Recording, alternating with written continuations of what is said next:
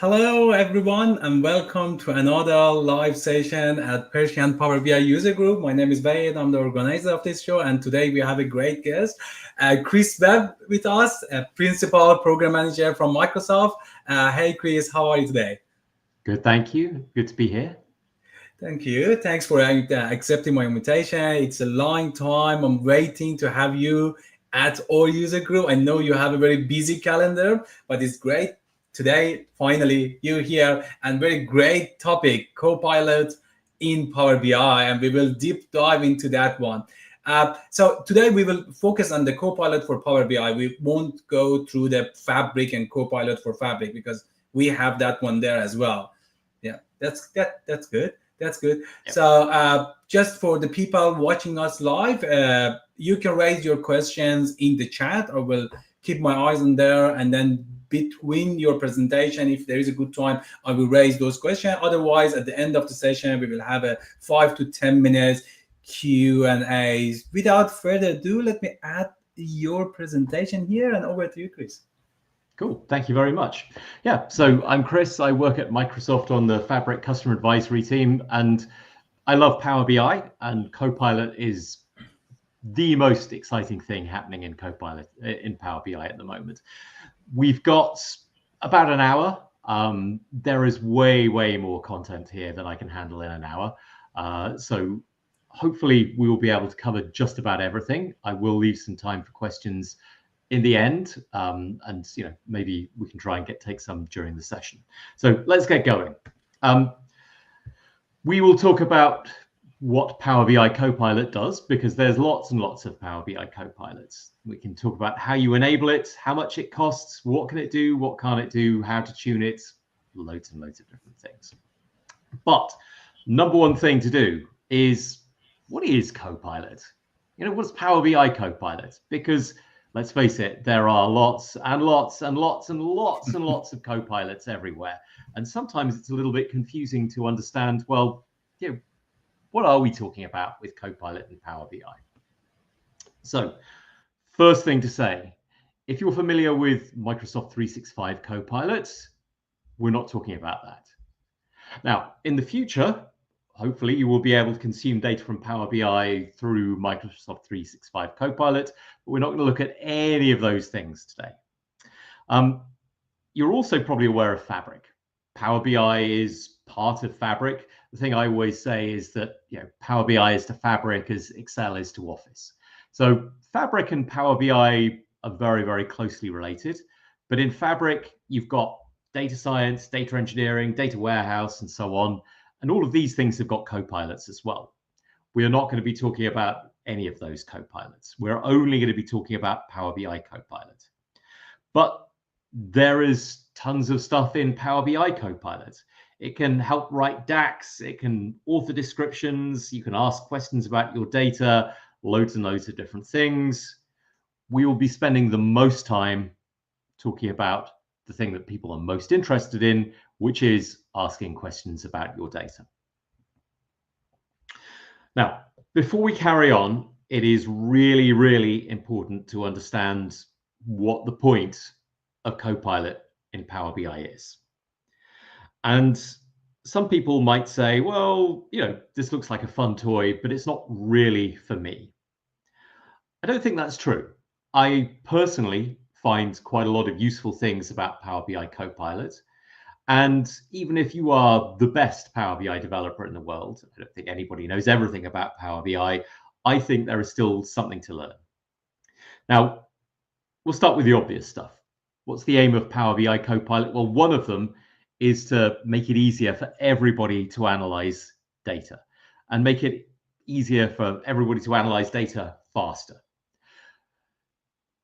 Certainly inexperienced users, people who can't build their own reports, are the obvious candidate for this. In a lot of cases, you've got a great semantic model, you've got some really good reports, but somebody has a question about the data that you could answer from a semantic model if you could build your own report, but the person in question can't. They just don't have the skills to do so. And Copilot should help them, because if you can ask a question, write a question in natural language, you can get an answer back from Copilot.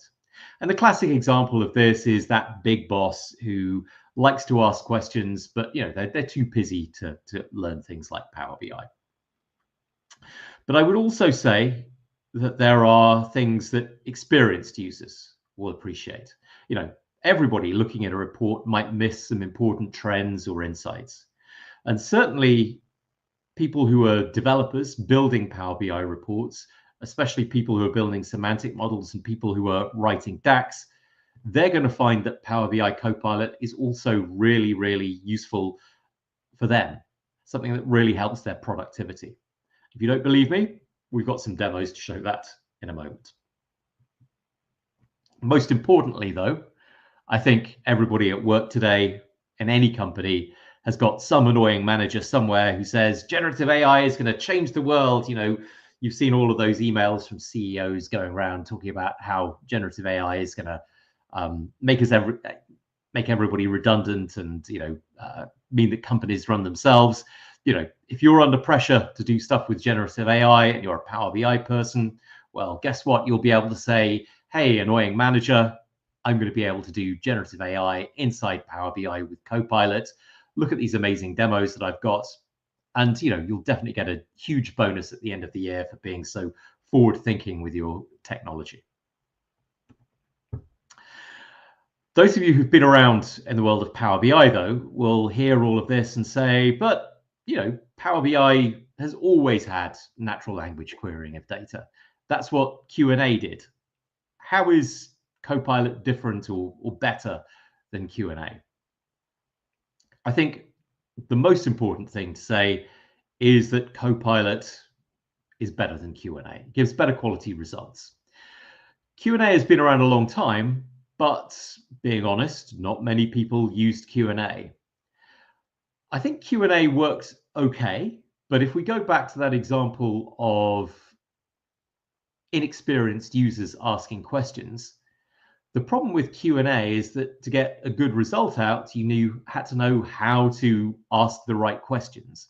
You had to write questions that were, perhaps the natural language equivalent of a SQL query. Vague questions where you didn't include all of the information you needed to include, they didn't work with Q&A. The good thing about Copilot is that it understands more. It's the power of LLMs. You can ask questions in a more normal style.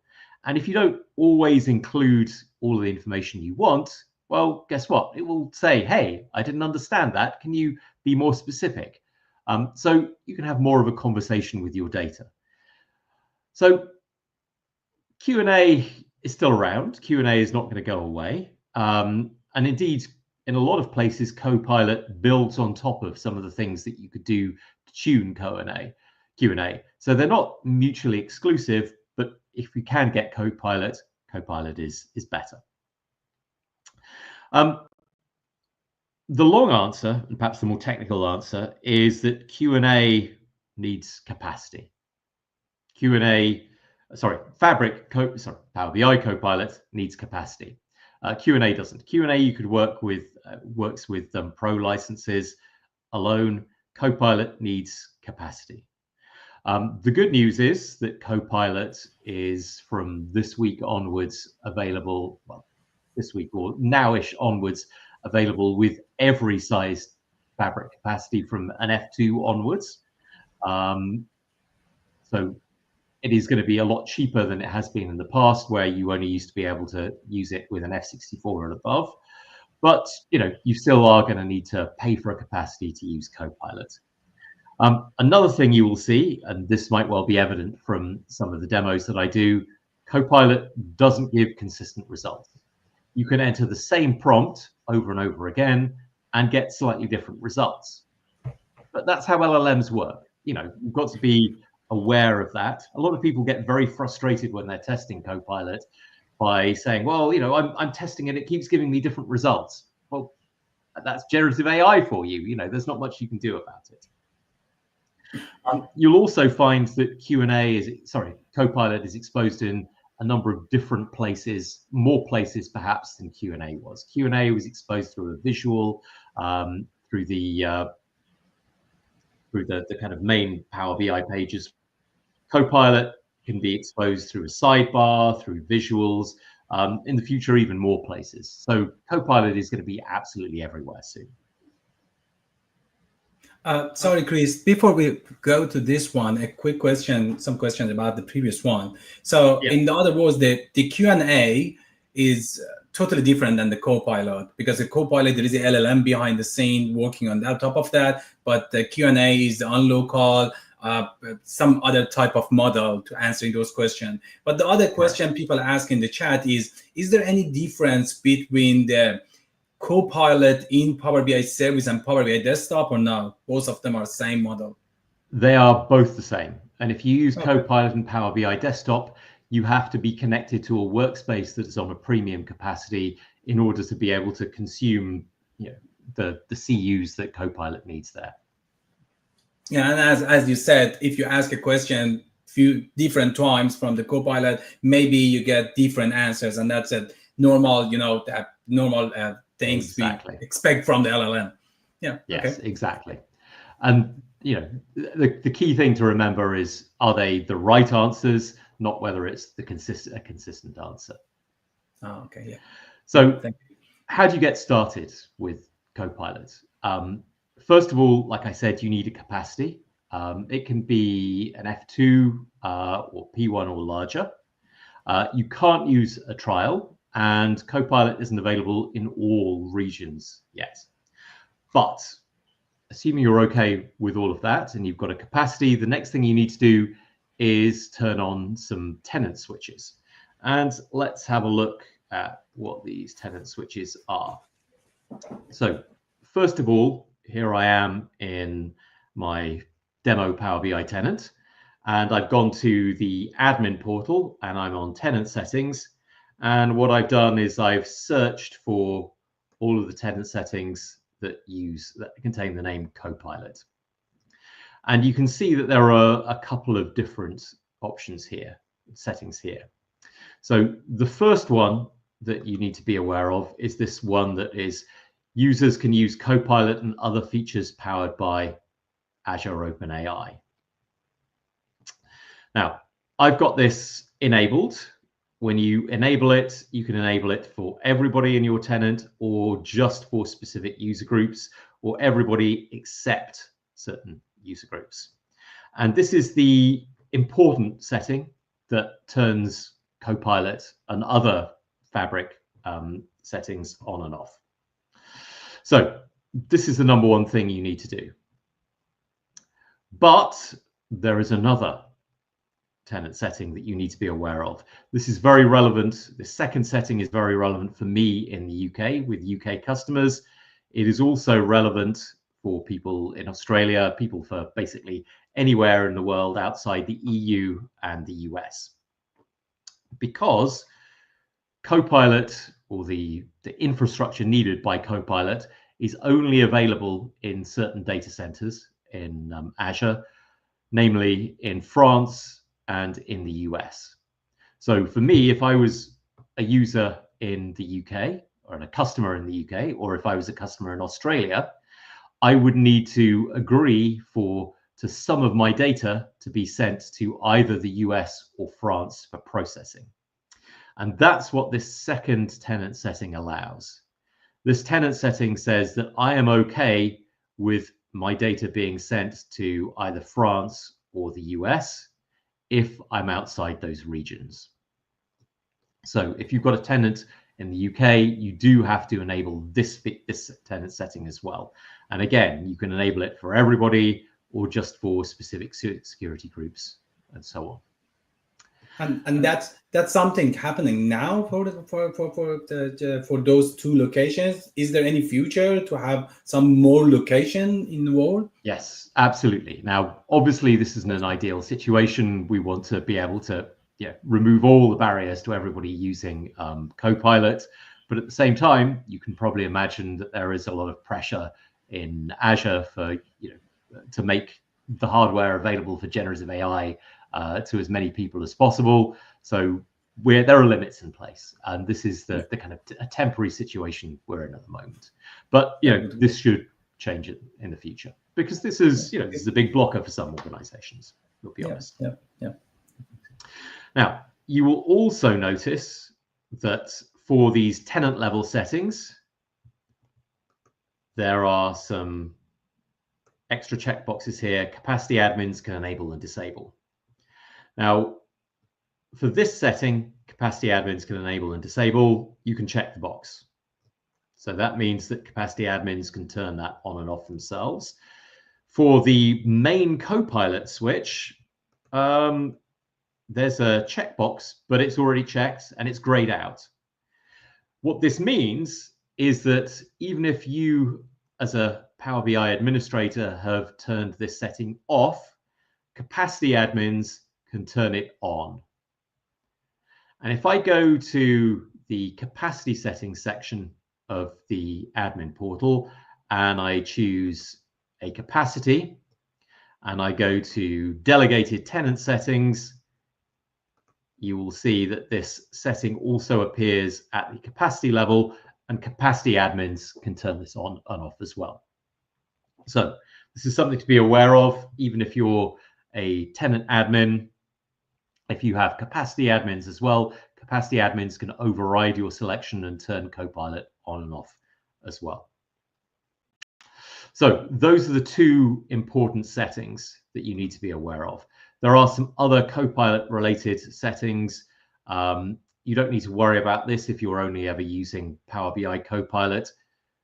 This is an important setting as well. Capacities can be designated as Fabric Copilot capacities.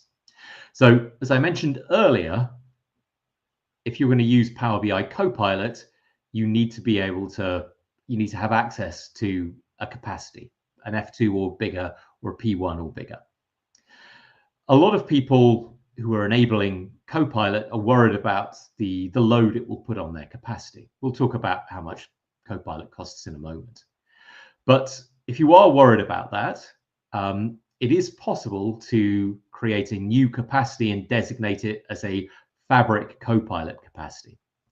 So what a Fabric Copilot capacity does is basically say, regardless of where your reports, your semantic models are, if you create a capacity and designate it as a Fabric Copilot capacity, all of the Copilot usage for your organization or specific users will be diverted to this particular capacity. So it means basically you can just create a capacity and it will only be used for Copilot.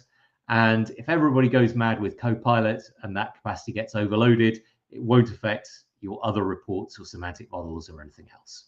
So it can be useful for kind of insulating your existing capacities from the effects of over-enthusiastic users. It can also be really useful for cross-charging as well. So those are the important tenant settings that you need to be aware of. There are a few other things as well, but I will call them out as we get there. The next important question is, how much does it cost?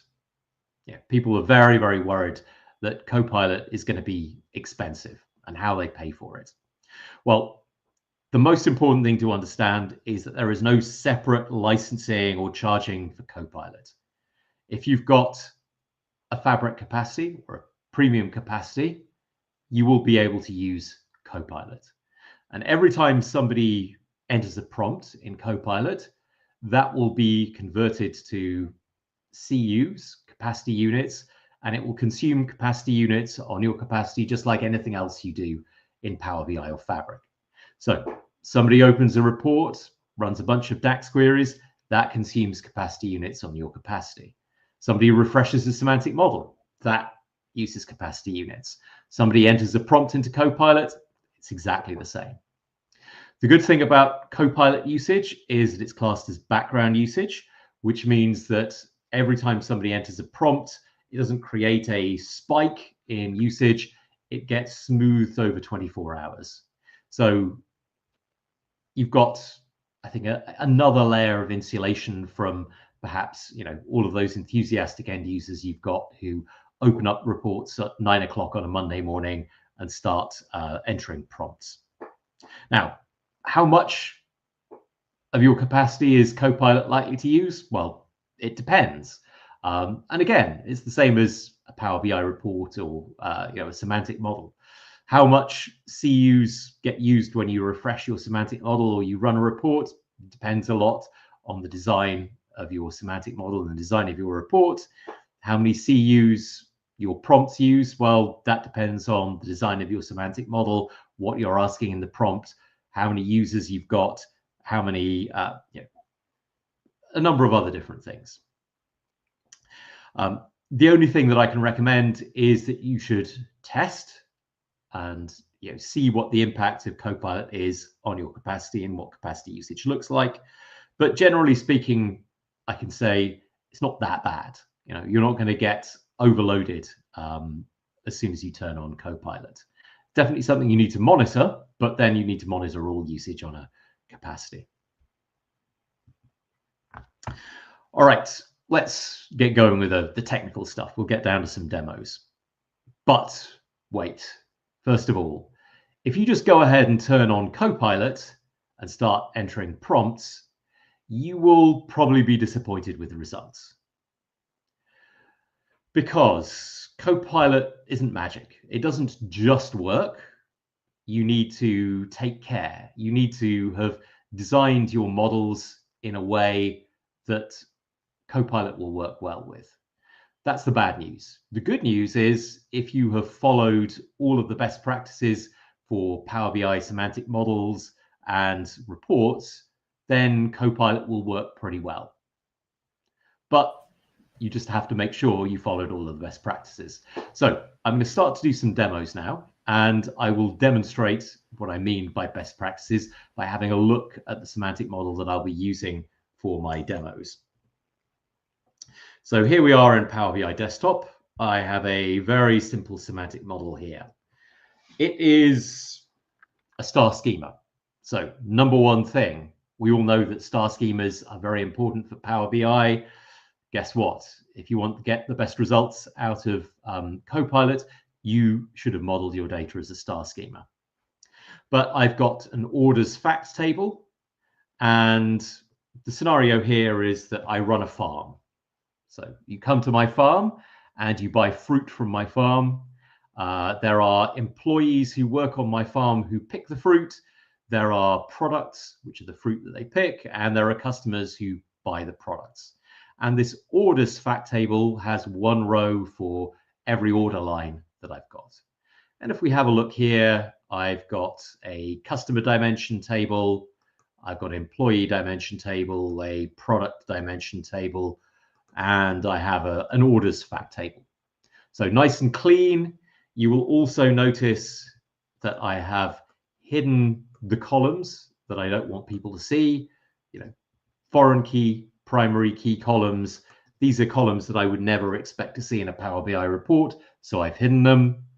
You will also notice that I have English readable names, so no underscores, no abbreviations. I have spaces, so very human readable. And finally, I have created explicit measures to show how the data should be aggregated up.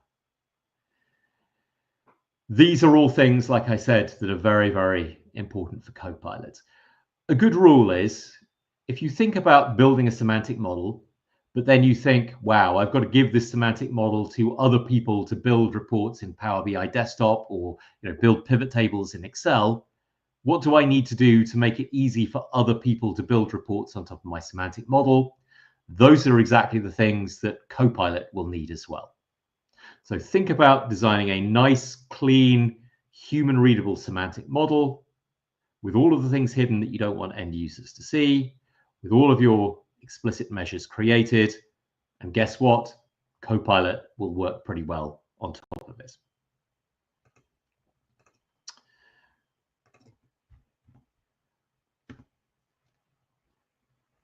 Of course, everybody then thinks, well, I kind of know what the best practices are, but what about my model, which doesn't have all of these things, which has got messy names and is just one big table and all of these different things?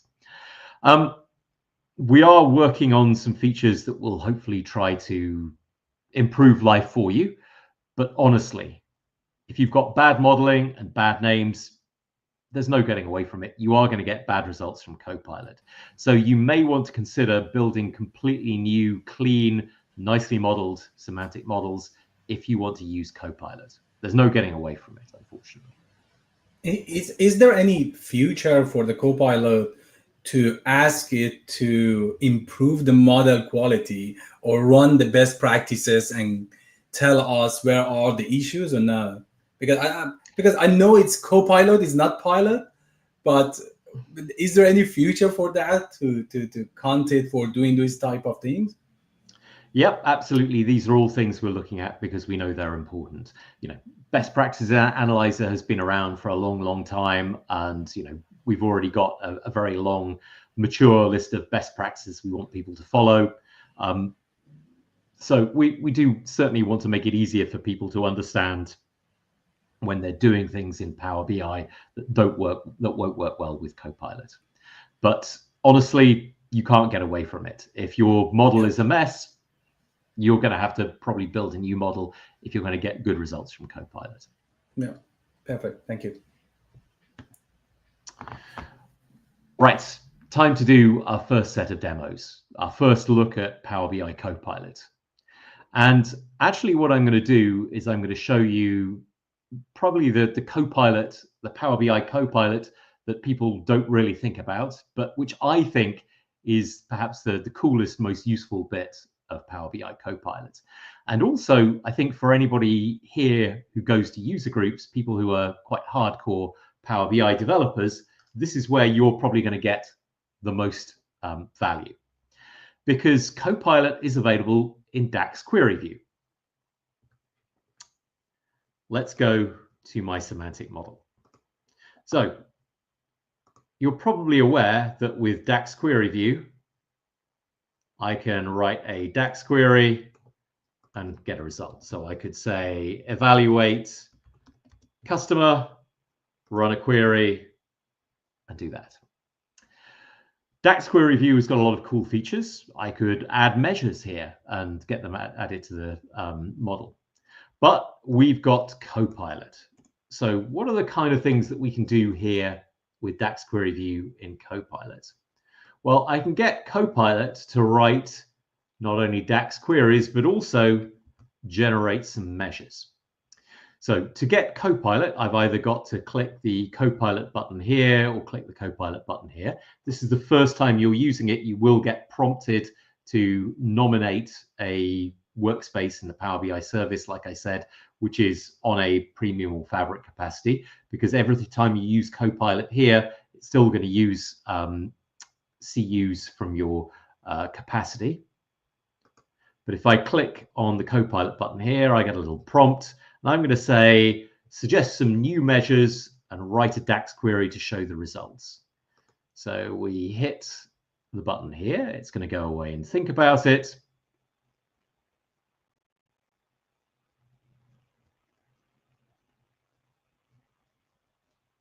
And it's created a new DAX query for me. I'm going to keep the query and hit run. And what can we see here? Well, we can see that we've got a DAX query with an evaluate statement. It has also created some new measures for me, measures that it thinks might be useful. And because this is DAX Query View, with these measures, I can not only see the results of these measures inside the query, but I could click here and add them to my model if I wanted, if I thought they were useful. So this is great. It's generating some measures for me, but this is a bit open-ended. So maybe there is a specific measure that I want to create. I'm going to select everything here, click the Copilot button, and I'm going to say, create a measure that returns order amount for the employee Gabby and add it to the existing query. So if I hit the enter button here now,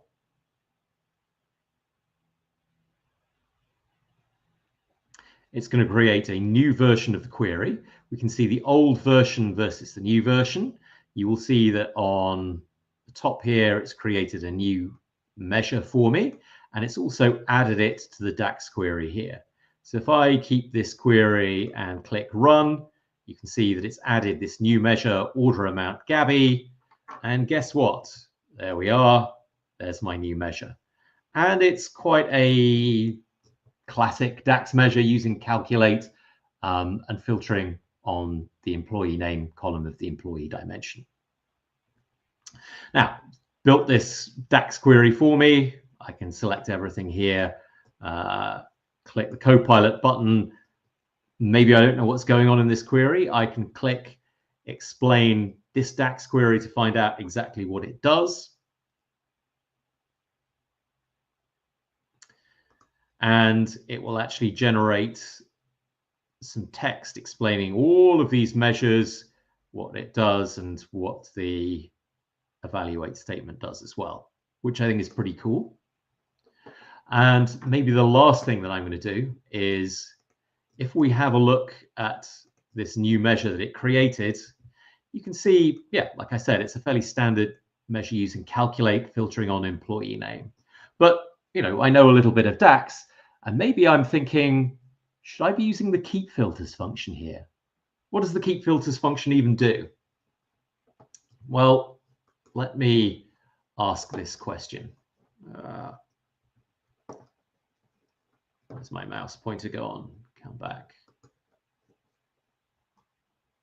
So hold on. There we go. Sorry, I just lost my mouse pointer for a moment. I'm going to say, explain the keep filters DAX function and how I might be able to use it in the measures in this query. So, keep filters, what does it do? I could find that out by just Googling or using my favorite search engine. But the problem with using Google or Bing or whatever your favorite search engine is for semantic model, for DAX questions is, well, you can find information about the keep filters function, but it will be with examples on somebody else's semantic model.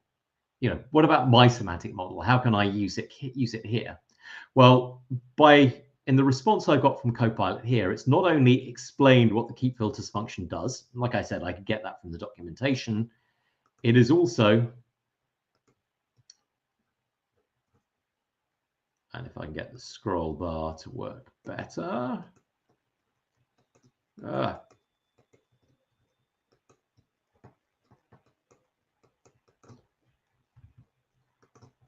Sorry, I'm having a bit of trouble with my mouse here.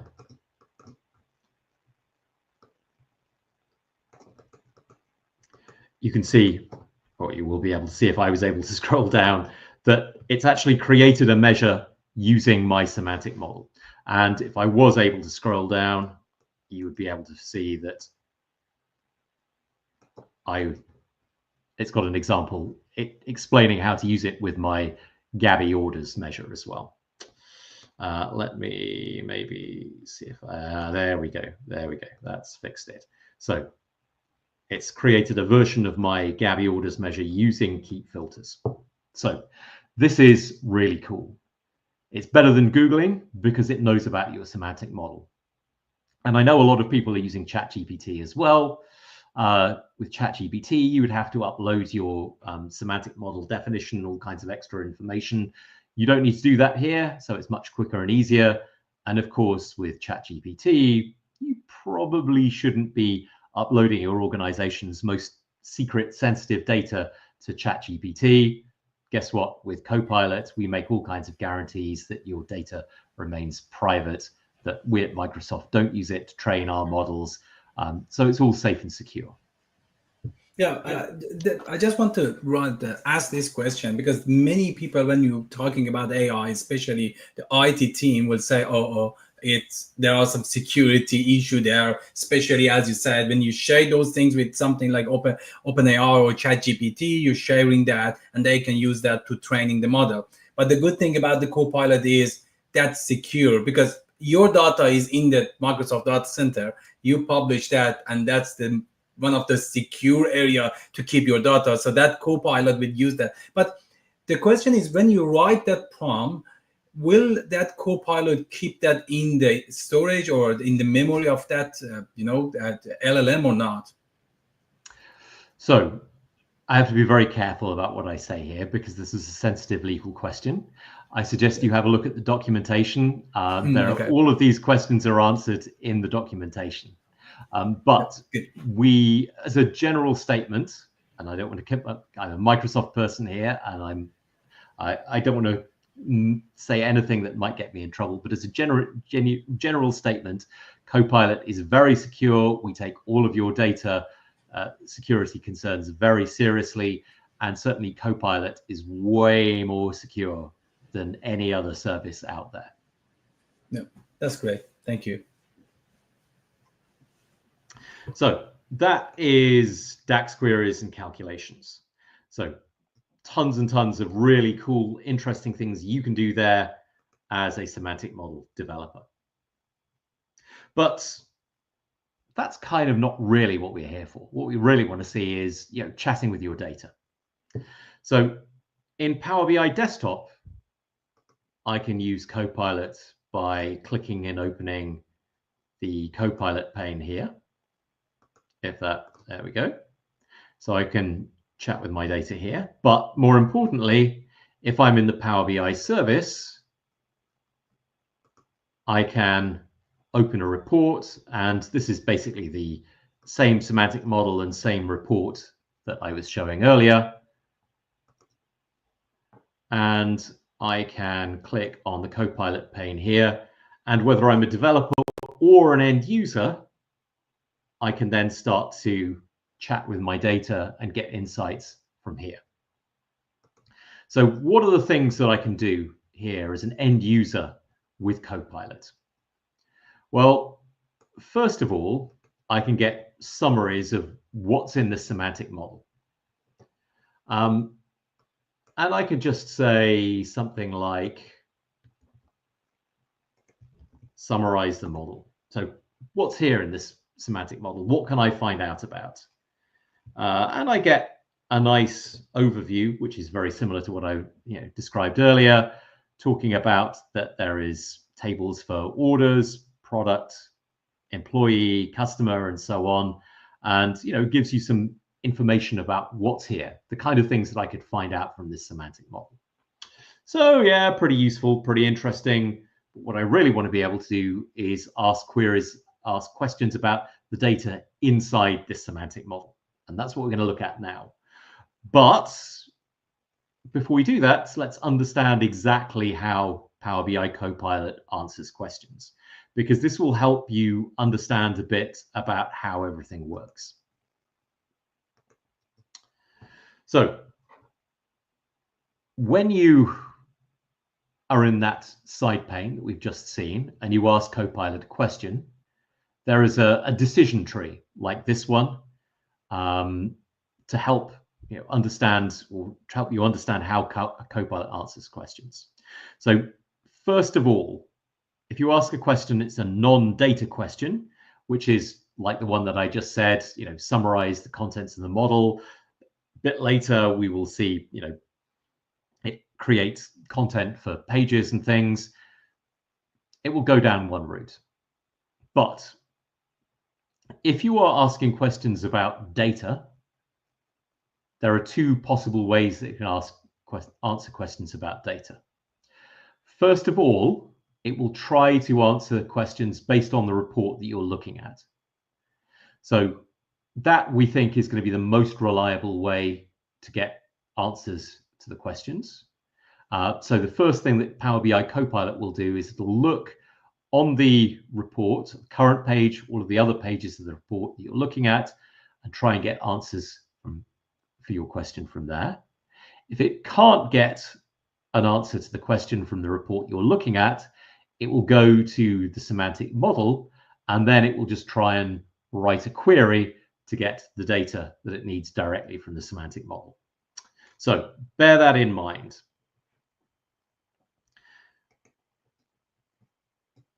Let's have a look at this report page. We've got on this report page two visuals showing the measures, the measure order units broken down by product name and product group name. And let's ask some questions which can be answered from this particular report page or this particular report. So I can say, what does this report page tell me? And guess what? It gives me a nice overview of what's on this report page. It tells me that it's order units by product group name, gives me the numbers, and it also gives me some insights. So it says, 109 apples had the highest order units and was 14% higher than lemons, which had the lowest order units. You'll notice that we've got these little references here. So if I'm wondering where it got this information from, I can click and it will spotlight the visual where it got the information from. For 3 here, this was a calculated insight, and this is information, this is knowledge that it inferred just by looking at the whole page. I can then ask questions that are not on the current page. So if I was to say, how many apples did Gabby sell? Well, there's no information about employees on this particular page, but it still tells me that Gabby sold 101 units of apples. If I click on the reference here, it will go to the second page and highlight the visual that does indeed tell me that Gabby sold 101 units of apples. And I can also do things like say, who were the top 2 employees based on order units? It's quite easy to see from here. It's going to be Benny and Gabby, but it has indeed told me correctly that the top 2 employees based on order units are Gabby and Benny. So we can answer questions about data that is there on the report from inside the Copilot pane. We can also, if we're building reports, get this same information on the page itself. So if I'm editing the report here and I click to add a new narrative visual, I can click to say, let's use Copilot. So the narrative visual is not new, but if I click to use Copilot here, I can enter a prompt like summarize the data, and guess what? It will give me exactly the same information that I had in the pane, but displayed on the report. So I can use Copilot and the narrative visual to actually get insights and display them on the report. And the information here will refresh every time the semantic model refreshes. Indeed, it'll refresh every time anybody selects a slicer. And also what you can do here is you can reference visuals on the current page, on individual reports. Let's just put that up there so we can see. So you can choose individual visuals, individual pages, or indeed the entire report. So you can get those insights from there. There's another place you can get these insights. So if I go back to reading view, let's not save that, and I create a subscription, I'll create a standard subscription. Every time you create a subscription, you can now include an AI generated summary with your subscription. And there we are. There is the AI generated summary that you can send along with your subscription, so that people don't even need to look at the report. They can just get an executive summary there. So that's asking questions about the data on your page. So there we go. There are a few limitations. It can only work with the data that's there on your page, on your report. And it can do some basic analysis on top of that. But it can't dig deeper than that. That's going to be the next experience that I show. It's also limited to only looking at 75 visuals. So if you have some mega report with loads of pages and loads of visuals, it will not be able to go across that. Visuals must have less than 500 columns, and I really hope you don't have any tables with more than 500 columns on. More importantly, visuals must have less than 30,000 rows, and it can only look at 150,000 rows of data across all visuals. If you've got a table visual with a very long scroll bar, you might well have more rows than that, even if you don't realize it.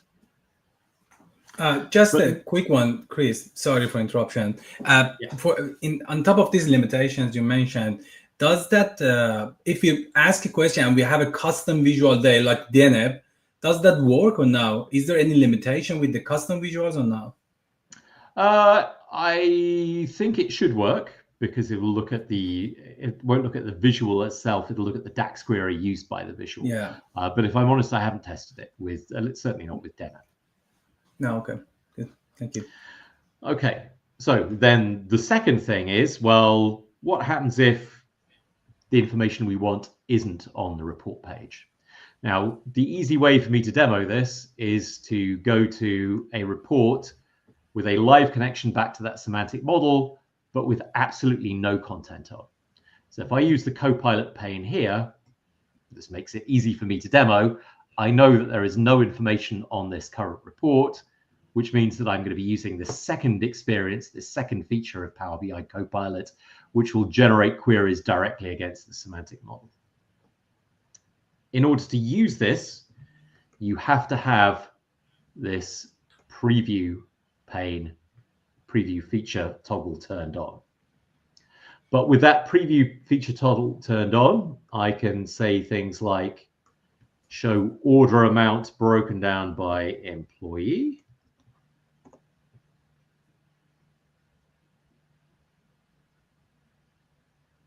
You can see it's checking the underlying data, and you know that you're using this second experience because the answer comes in the form of a Power BI visual. So there's the Power BI visual. If I want to see this bigger, I can explore this. This then opens up the existing Power BI exploration feature. So I can slice and dice, drag and drop, and I can even save this as an explorer in a workspace somewhere. So I can have a look at that. Let's not save that. And then the last thing to mention is that here, this is a very simple example. It will tell you which measures, which fields, and which filters it applied to get here. So we can answer questions about the data. We can also do things here like control sort order, control the format of the results. So if I was to say, show this as a table,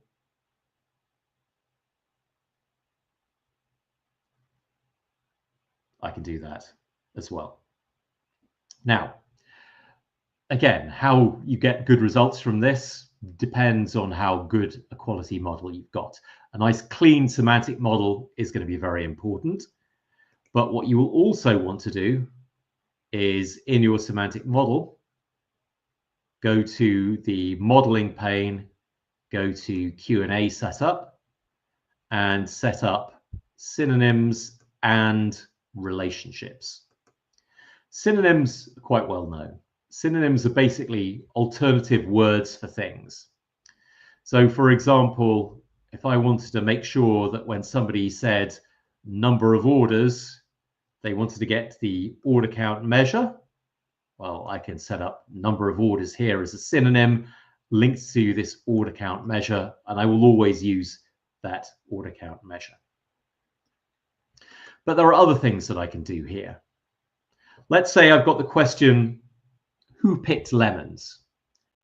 Now, in my semantic model, I've got employees and I've got customers, but there's nothing in the semantic model as such that says that it's employees who do the picking. But that's true on my farm. Customers aren't allowed to go and pick their own fruit.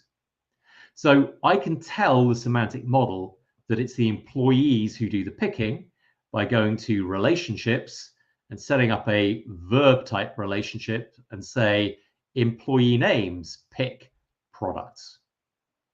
So you can tune by adding relationships here. This is all functionality that was there for Q&A. It's used by Copilot as well. And going forward, something we announced at FabCon is you will also be able to set up what are called AI instructions, which allow you to create more sophisticated instructions for your semantic model. Moving on. If I go back up to here and I go to edit my blank report, the third thing that I can do in the Copilot pane is create new pages. So if I was to say something like, let's open the Copilot pane, suggest content for this report, it says, well, here's a suggested outline for your report. I haven't really said anything, but it's given me a couple of different options. And if I choose one of them and click create, there you are. It's built a new page for me. Is this any good? I don't know. I didn't really give it any instructions about what I wanted on the page. So if I was to be a little bit more specific and say, create a new page showing order amount broken down by employee with a slicer for products,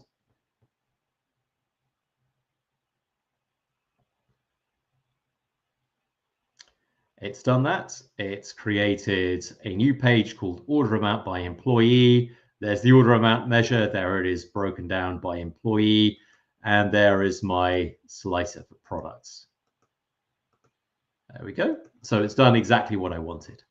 So if you've got inexperienced Power BI developers who want to build report pages quickly, maybe this is a good way of getting them going. I'll be honest, this is perhaps the kind of least mature part of the story. Maybe you'd want to have a bit more control over the look and feel and so on, but it's still exciting and shows a little bit about what's possible. One last demo before we stop and have some questions in the last 5 minutes. I know I promised at the beginning that I would be talking about Power BI Copilot and nothing Fabric, but if you enabled Fabric, and honestly, there's no reason for you to not enable Fabric, you get access to something that's even more exciting than Power BI Copilot. You get access to something called data agents. So data agents are like Copilot, but separate from a Power BI report. What I've done here is created a new Fabric data agent, and I've pointed it at my semantic model. So no setup needed. I've just connected it directly up to my semantic model. And here I can add instructions. I can do some tuning, but I can ask more complex questions. So I can not only say things like show number of orders by employee, which is the kind of thing we were able to do with Copilot. And when I do this, I'll point out one other important distinction.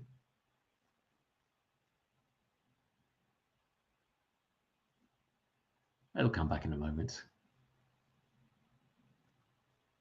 There we are. It's given me the same thing. The important thing to see here is that it's actually generated a DAX query for me, and I can see the DAX query here. But I can ask more complex questions. So we've got the number of orders, order count by employee.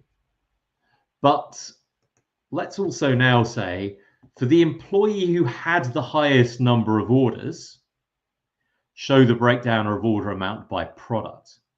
Now, this is a multi-stage problem because I've got to find the employee who had the highest number of orders, which was Gabby. And then for Gabby, I want to see the breakdown of order amount by product. And what we'll see here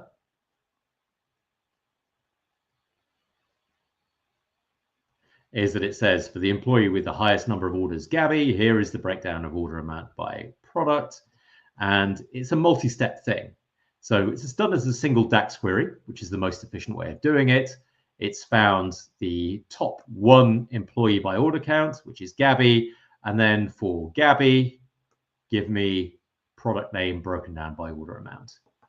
And I can even do things like this. For each employee, show me the top 2 products they sold by order count. So this particular problem just was able to solve in a single DAX query.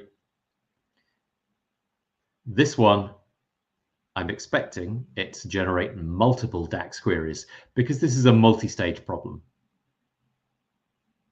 Technically, I could probably write a single DAX query that will do this, but hopefully when this demo comes back, there we are, 4 steps completed. Step 1, analyze the semantic model. Top 2 products by order count for Benny.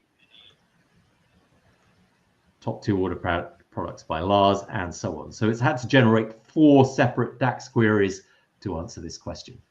So really exciting stuff. And data agents you can consume in your own applications in notebooks, and in the future inside Microsoft 365 Copilot and so on. So that's it. Copilot, there's tons and tons of exciting stuff. I didn't even talk about some of the things that we announced at FabCon, which are going to be coming very soon as well. So please turn on Copilot, please play with it, and have lots of fun with it. Time for some last questions, I think. Yeah, thank you so much. The great presentation. There are some questions. One of them is related to this deep drive. Does this deep drive support forecasting? Do you mean data agents? Yes, the data agents. Yeah. Good question. I mean, it probably would do. Yes, if I was to say, do some kind of forecasting, and if I knew exactly what method I wanted to use for forecasting, yeah, it probably would do that.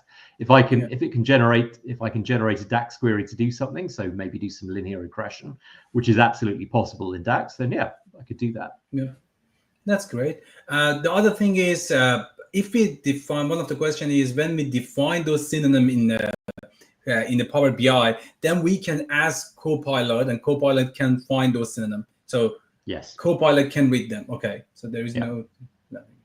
And the other one question there is, linguistic schema was working in both Copilot and Q&A, but since last month's release, it's no longer function in the Copilot. Yes, I have a feeling I know who asked that question, because they messaged me on my blog. Thank you for reporting that. There is a bug, and we're fixing it. Yeah, perfect. That's good. And the other thing is, that is my question. I didn't test this one. If we ask about the metadata of the semantic model, does that read that? If we say, what was the last time we update the semantic model, or what are this, scheduled refresh? It won't be able to do that, I think.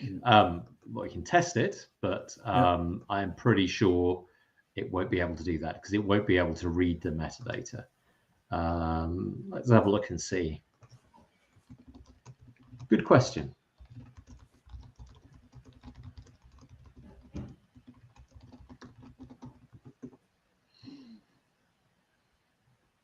Because if you think about it, this is going to, says you may need to check this Power BI service or the data source settings for refresh history, which is fair enough. Yeah. That's good. Those were the only questions people ask in the chat. Many of them you covered during your presentation. So no other questions. Thank you so much, Chris, for your time, for your knowledge, for the great presentation. And as you said, please turn on the Copilot and use that. That would be great. Cool. Thanks so much. Very much. Thank you. Catch you later. Bye-bye.